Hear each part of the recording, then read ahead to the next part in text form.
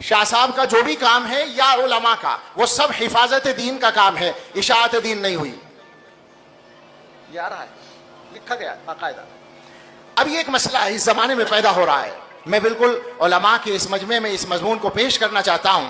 गैर मुस्लिमों को दीन की दावत देना उम्मत के फराइज में से एक फरीजा है, बेशक तस्लीम है, मगर क्या ये सबसे बड़ा फरीजा है?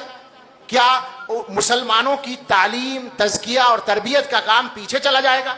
क्या वो नंबर 2 पर जाएगा या नंबर 3 पर जाएगा और नंबर 1 पर वो जाएगा?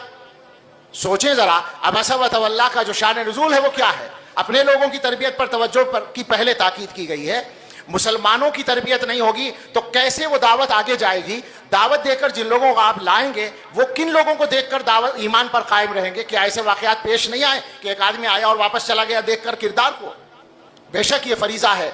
मेरी गुजारिश है कि हमारे फुजला इस मैदान में काम करें। अभी काम कम हो रहा है, ज्यादा काम की जरूरत है।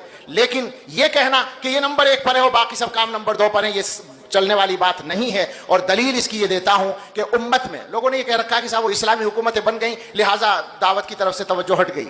हुकूमतें बन गई, भाई हुकूमत बनाना मसला कब है? जिन लोगों के जहनों में हुकूमत असल है वो ये सब बात करते हैं, वरना हमारे यहाँ ये बात नहीं है। सही बात यह है कि 1400 बरस में दौरे सहाबा के बाद से उम्मत के तमाम ताबईन, तबे ताबीन, मुज्तहिदीन, फुक़हा, मुहद्दिसीन, औलिया और मशाइख और उलमाए उम्मत ने ज्यादातर अपनी जिंदगियां किस काम में खपाई हैं? तालीम में, तरबियत में, तज़किये में, इन कामों में, उम्मत की तरबियत में। वो काम भी कुछ लोगों ने किया है और उसकी अहमियत को घटाना बिल्कुल मकसद नहीं है, मगर नुक्ता नज़र ठीक करने की ज़रूरत है। ये समझना कि हमारे मुल्क में मसाइल इसलिए हैं कि हमने दावत का काम नहीं किया, इस नज़रिए पर नजर सानी की ज़रूरत है। मैं इशारा कर रहा हूँ, अगली बात मैं नहीं कहता चूंकि एक नई बहस छिड़ जाएगी, मौजू बदल जाएगा। लेकिन चूंकि शाह साहब का नाम लेकर बात कही गई।